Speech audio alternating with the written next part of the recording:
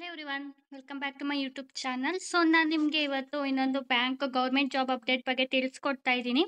ಇದು ಬಂದ್ಬಿಟ್ಟು union bank of India. ನೋಡಿ, ಗೌರ್ಮೆಂಟ್ ಆಫ್ ಇಂಡಿಯಾ ಅಂಡರ್ಟೇಕನ್ ಇರೋದು ಈ ಬ್ಯಾಂಕು. ಇದು ಹ್ಯೂಮನ್ ರಿಸೋರ್ಸ್ ಇದೆ. ಹೆಡ್ ಆಫೀಸ್ ಬಂದ್ಬಿಟ್ಟು ಮುಂಬೈಯಲ್ಲಿ ಇರೋದು. ಯೂನಿಯನ್ ಬ್ಯಾಂಕ್ ರಿಕ್ರೂಟ್ಮೆಂಟ್ ಪ್ರಾಜೆಕ್ಟ್ 2025-2026 ಯಾವ ರೋಲ್ಗೆ ಅಂದರೆ ಸ್ಪೆಷಲಿಸ್ಟ್ ಆಫೀಸರ್ ರೋಲ್ಗೆ ಹೈಯರ್ ಮಾಡ್ತಿದ್ದಾರೆ. ಸೊ ಆನ್ಲೈನ್ ರಿಜಿಸ್ಟ್ರೇಷನ್ ಮತ್ತು ಅಪ್ಲಿಕೇಶನ್ ಪೇಮೆಂಟ್ ಫೀಸ್ ಬಂದ್ಬಿಟ್ಟು 30ನೇ ತಾರೀಕು ಏಪ್ರಿಲಿಂದ ಸ್ಟಾರ್ಟ್ ಆಗಿ ಈ ತಿಂಗಳು 25ಕ್ಕೆ ಕೊನೆ ಆಗ್ತಿದೆ. ಸೊ ಇನ್ನು 5 ದಿನ ಟೈಮ್ ಇದೆ. ಅಷ್ಟರಲ್ಲಿ ಇಂಟ್ರೆಸ್ಟ್ ಇರೋರೆಲ್ಲ ಈ ಜಾಬ್ಗೆ ಅಪ್ಲೈ ಮಾಡ್ಕೊಳ್ಳಿ ಮತ್ತು ಫೀಸ್ನು ಪೇ ಮಾಡಿ. ಸೊ ಇಲ್ಲಿ ನೋಡಿ ಯಾವ್ಯಾವ ರೋಲ್ ಹೈಯರ್ ಮಾಡ್ತಿದ್ದಾರೆ ಅಂದರೆ ಅಸಿಸ್ಟೆಂಟ್ ಮ್ಯಾನೇಜರ್ ಕ್ರೆಡಿಟ್. ಇದು ಬೇಸಿಕ್ ಪೇ ಬಂದ್ಬಿಟ್ಟು 48,480ರಿಂದ ಮ್ಯಾಕ್ಸಿಮಮ್ 85,920 ಇದೆ. ಸೊ ಟೋಟಲ್ 250 ವೇಕೆನ್ಸಿ ಇದೆ. ಇದು ಅಸಿಸ್ಟೆಂಟ್ ಮ್ಯಾನೇಜರ್ IT, ಇದೂ ಅಷ್ಟೇ ಸೇಮೇ ಇದೆ. ಸೊ ಇದೂ 250 ಇದೆ. ಟೋಟಲ್ 500 ವೇಕೆನ್ಸಿ ಇದೆ. ಸೊ ಇಲ್ಲಿ ಯಾವ ಕ್ಯಾಸ್ಟ್ ವೈಸ್ ಇಲ್ಲಿ ಡಿವೈಡ್ ಆಗಿದೆ, ಸೀಟ್ಸ್ಗಳು ಎಷ್ಟೆಷ್ಟು ಅಂತ ರಿಸರ್ವೇಷನ್ ನೋಡ್ಕೊಳ್ಳಿ. ಟೋಟಲ್ 250. ಸೊ ನೆಕ್ಸ್ಟ್ ಇಲ್ಲಿ ಕ್ಯಾಟಗರಿ ವೈಸ್ ಬ್ರೇಕಪ್. ಇದು ಫೀಸ್ ಆಗಲೇ ನೋಡ್ದಂಗೆ 30ನೇ ತಾರೀಕು ಸ್ಟಾರ್ಟ್ ಆಗಿದೆ, 20ನೇ ತಾರೀಕು ಎಂಡ್ ಆಗ್ತಿದೆ. ಬೇಗ ಬೇಗ ಅಪ್ಲೈ ಮಾಡ್ಕೊಳ್ಳಿ. ಇನ್ನು ಎಲಿಜಿಬಿಲಿಟಿ ಕ್ರೈಟೀರಿಯಾ ನೋಡೋದಾದರೆ national citizen must be Indian citizen ಆಗಿರಬೇಕು. ಮತ್ತು ಇಲ್ಲಿ ನೆಕ್ಸ್ಟು ನೋಡೋದಾದರೆ ಎಜುಕೇಷನ್ ಕ್ವಾಲಿಫಿಕೇಷನ್ ಮತ್ತು ವರ್ಕ್ ಎಕ್ಸ್ಪೀರಿಯನ್ಸ್ ನೋಡೋದಾದರೆ ಅಸಿಸ್ಟೆಂಟ್ ಮ್ಯಾನೇಜರ್ ರೋಲ್ಗೆ ಮಿನಿಮಮ್ 22 ಇಯರ್ಸ್ ಆಗಿರಬೇಕು. ಕ್ರೆಡಿಟ್ಗೆ ಮ್ಯಾಕ್ಸಿಮಮ್ 30 ಇಯರ್ಸ್ ಆಗಿರಬೇಕು. ಇಲ್ಲಾಂದರೆ ಇದು ಎಜುಕೇಷನ್ ಕ್ವಾಲಿಫಿಕೇಷನ್ ನೋಡೋದಾದರೆ graduate in any discipline from the university and CS ಇದರಲ್ಲಿ ಗ್ರ್ಯಾಜುಯೇಟ್ ಆಗಿರಬೇಕು. ಇಲ್ವಾ, ಫುಲ್ ಟೈಮ್ ರೆಗ್ಯುಲರ್ MBA ಆಗಿರಬೇಕು ಮತ್ತು finance with minimum 60% of aggregate marks ಇರಬೇಕು ಅಂತ ಹೇಳ್ತಿದ್ದಾರೆ. ಇನ್ನು SC/ST ಅವ್ರಿಗೆಲ್ಲ 55% ಇದ್ದರೂ ಓಕೆ ಅಂತ ಹೇಳಿದ್ದಾರೆ. So above mention course MBA PG must be fulfilled in a time of 2 years. In case dual specialisation ಆಗಿದ್ರೆ ವಿತಿನ್ 2 ಇಯರ್ಸಲ್ಲಿ MBA ಇರೋದೆಲ್ಲ 2 ಇಯರ್ಸಲ್ಲೇ ಕಂಪ್ಲೀಟ್ ಮಾಡಿರಬೇಕು ಅಂತ ಹೇಳಿದ್ದಾರೆ.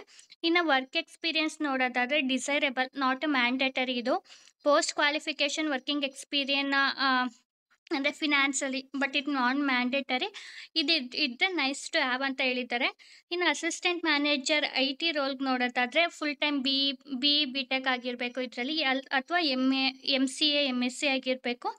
ಸೊ ಇದರಲ್ಲಿ degree in computer science, electronics, telecommunications ಇದೆಲ್ಲ ಆಗಿರಬೇಕು. ಮತ್ತು ಡಿಸೈರೇಬಲ್ ಸರ್ಟಿಫಿಕೇಷನ್ ಅಂತ ಅಂದರೆ ನಾಟ್ ಮ್ಯಾಂಡೇಟರಿ, ಬಟ್ ಇದ್ದರೆ ಒಳ್ಳೆಯದು ಅಂತ ಹೇಳಿದ್ದಾರೆ. AWS ಐಶೋರ್ದು ಏನಾರು ಇದ್ದರೆ IT ಇದ್ದರೆ ಮಾಡಿಕೊಡ್ತಿರ್ತಾರೆ.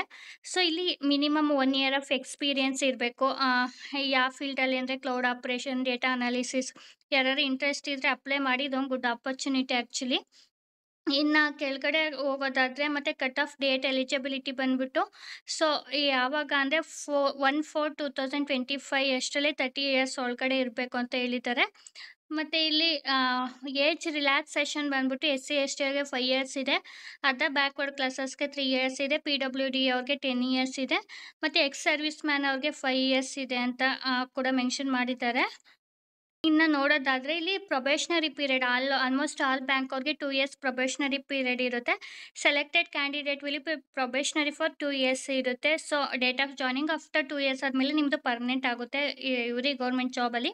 ಮತ್ತು ಸರ್ವಿಸ್ ಇಂಟಿಮ್ಯುನಿಟಿ ಬಾಂಡ್ ಬಂದ್ಬಿಟ್ಟು selected candidate will be required to execute service indemnity bond undertaken the severe the bank of minimum period of 3 years at the pay bank of some 2,50,000 plus applicable taxes government rules ಅಂತ. ಅಂದರೆ ನೀವು ಬ್ಯಾಂಕಿಗೆ join ಆಗಿ 3 ಇಯರ್ಸಲ್ಲೇ ಕೆಲಸ ಬಿಟ್ಬಿಟ್ರೆ 2.5 ಲಕ್ಷ ಫೈನಾಗಿ ಕಟ್ಕೊಡ್ಬೇಕಾಗುತ್ತೆ. ಇಲ್ಲ after 3 years ಆದರೆ ಯಾವುದೇ ರೀತಿ ಫೈನ್ಸ್ ಕೂಡ ಇರಲ್ಲ.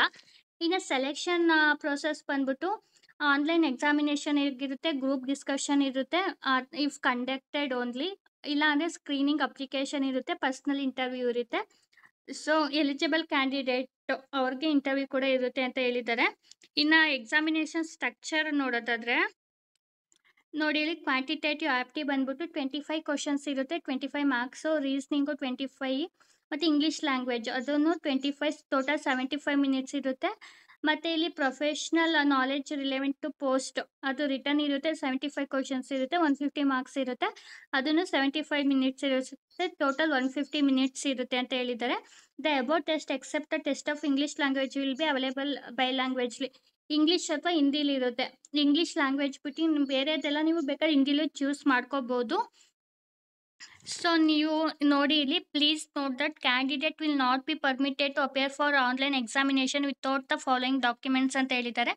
Valid call letter for the respective date and session of examination ಅಂತಂದರೆ ನಿಮ್ದು ಆಲ್ ಟಿಕೆಟು ಮತ್ತು ಫೋಟೋ ಐಡೆಂಟಿಟಿ ಆರ್ ಆರಿಜಿನಲ್ ಅಂತಂದರೆ ಯಾವ್ದಾದ್ರು ಡಾಕ್ಯುಮೆಂಟ್ಸ್ ತೊಗೊಂಡು ಹೋಗ್ಬೇಕು, ಆಧಾರ್ ಕಾರ್ಡ್, ಪಾನ್ ಕಾರ್ಡ್ ಏನಾದರೂ.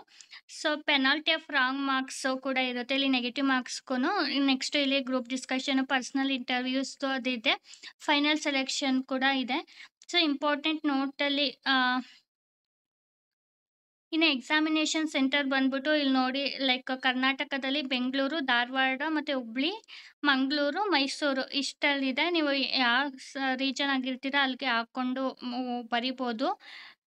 ಸೊ ಇಲ್ಲಿ ನೋಡಿ, list of the document to be produced at the time of interview ಟೈಮಲ್ಲಿ ಏನೇನು ಡಾಕ್ಯುಮೆಂಟ್ಸ್ ಬೇಕು ಅಂದರೆ, printout of valid interview call letter ಅಂತಂದರೆ ಇಂಟರ್ವ್ಯೂ ಬಂದಿರೋದು, ಮತ್ತು printout of online application registration ಮತ್ತು ರಿಕ್ರೂಟ್ಮೆಂಟ್ ಪ್ರೊಸೆಸ್ಸು, ರಿಜಿಸ್ಟರ್ ಆಗಿರ್ತೀರಲ್ಲ ಅದ್ರದ್ದು ID, ಮತ್ತು ನಿಮ್ಮದು SLC ಮಾರ್ಕ್ಸ್ ಕಾರ್ಡ್ಗಳಿರಬೇಕು, ಮತ್ತು ಫೋಟೋ ಐಡೆಂಟಿಟಿ, ಮಾರ್ಕ್ ಶೀಟು ಮತ್ತು ಕ್ಯಾಸ್ಟ್ ಸರ್ಟಿಫಿಕೇಟ್ ಇರಬೇಕು ಅಂತ ಕೂಡ ಹೇಳಿದ್ದಾರೆ. ನೋಡಿಕೊಂಡು ಅಪ್ಲೈ ಮಾಡಿ.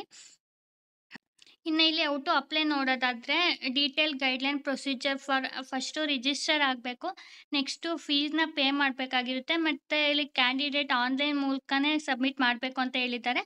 Important point to be noted before registration ಅಂದರೆ, ಸ್ಕ್ಯಾನ್ ಫೋಟೋಗ್ರಫಿ ಇರಬೇಕು, ಲೆಫ್ಟ್ ಸಿಗ್ನೇಚರ್ ತಂಬ್ ಇಂಪ್ರೆಷನ್ ಇರಬೇಕು ನಮ್ಮದು, ಮತ್ತು ಸಿಗ್ನೇಚರ್ ಇರಬೇಕು ಅಂತ ಹೇಳಿದ್ದಾರೆ, ಮತ್ತು valid personal email ID, mobile number ಇರಬೇಕು, ಮತ್ತು ಕೆಪ್ಟ್ ಆ್ಯಕ್ಟಿವ್ ಕಂಪ್ಲೀಟ್ ರಿಕ್ವೈರ್ಮೆಂಟ್ ಅಂದರೆ ಅದು ಆ್ಯಕ್ಟಿವ್ ಇರಬೇಕು, ಮತ್ತು ID ಪ್ರೂಫ್ ಆಧಾರ್, ಪಾನ್ ಅಥವಾ ವೋಟರ್ ID ಈ ಮೂರಲ್ಲಿ ಯಾವ್ದಾರ ಇರಬೇಕು ಅಪ್ಲೈ ಮಾಡೋಕ್ಕೆ ಅಂತ ಹೇಳಿದ್ದಾರೆ. ಇನ್ನು ಅಪ್ಲಿಕೇಶನ್ ಫೀಸಸ್ ಬಂದ್ಬಿಟ್ಟು SC ST PWD ಕ್ಯಾಂಡಿಡೇಟ್ಗೆ 177 ಇರುತ್ತೆ, ಮತ್ತು ಅದರ್ ಕ್ಯಾಟಗರೀಸ್ ಅವ್ರಿಗೆ 1180 ಇರುತ್ತೆ, ಇನ್ಕ್ಲೂಸಿವ್ ಆಫ್ GST ಅಂತ ಹೇಳಿದ್ದಾರೆ. ಸೊ ಇಲ್ಲಿ ಹೆಂಗೆ ಅಪ್ಲೈ ಮಾಡೋದು ಅಂತ ಎಲ್ಲ ಕೊಟ್ಟಿದ್ದಾರೆ, ಕೆಳಗಡೆ ನೋಡಿಕೊಂಡು ಅಪ್ಲೈ ಮಾಡಿ. ನೋಡಿ ಇಲ್ಲಿ ಅಪ್ಲಿಕೇಶನ್ ಪ್ರೊಸೀಜರ್ ನೋಡಿ, candidate are first required to go to the bank website www.unionbank.of.india.co.in ಅನ್ನಕ್ಕೆ ಹೋಗಬೇಕು. ಸೊ ಓಪನ್ ಮಾಡಿದ್ರೆ ಈ ಪೇಜ್ ಕರ್ಕೊಂಡು ಹೋಗುತ್ತೆ. ನೀವು ಫಸ್ಟ್ ಟೈಮ್ ಯೂಸರ್ ಆಗಿದ್ರೆ click here for new register ಕೊಟ್ಬಿಟ್ಟು ಇಲ್ಲಿ ರಿಕ್ವೈರ್ಡ್ ಡಾಕ್ಯುಮೆಂಟ್ಸ್ ಎಲ್ಲ ಸಬ್ಮಿಟ್ ಮಾಡಿ, ಮತ್ತು ಫೀಸ್ ಕೂಡ ಪೇಮೆಂಟ್ ಮಾಡಿ, ನೆಲ್ಲ ಪ್ರಿಂಟೌಟ್ ತಗೊಂಡು ಇಟ್ಕೊಂಡಿರಿ. ಸೊ ನೀವೇನಾದ್ರು ಸೆಲೆಕ್ಟ್ ಆದರೆ ಇದು ಪ್ರಿಂಟೌಟ್ ಕೂಡ ಮ್ಯಾಂಡೇಟರಿ ಇರುತ್ತೆ. ಸೊ ನೀಡಿರೋರು ಮತ್ತು ಇಂಟ್ರೆಸ್ಟ್ ಇರೋರು ಮತ್ತು ಯಾರ್ಯಾರು ಎಲಿಜಿಬಲ್ ಇದ್ದೀರಾ ಈ ಜಾಬ್ಗೆಲ್ಲ ಅಪ್ಲೈ ಮಾಡಿ. ಎಲ್ರಿಗೂ ಆಲ್ ದ ಬೆಸ್ಟ್. ಮುಂದಿನ ವೀಡಿಯೋದಲ್ಲಿ ಮತ್ತೆ ಜಾಬ್ ಅಪ್ಡೇಟ್ ಒಂದಿಗೆ ಸಿಗೋಣ. ಅಲ್ಲಿವರೆಗೂ have a nice day. Bye. Thank you.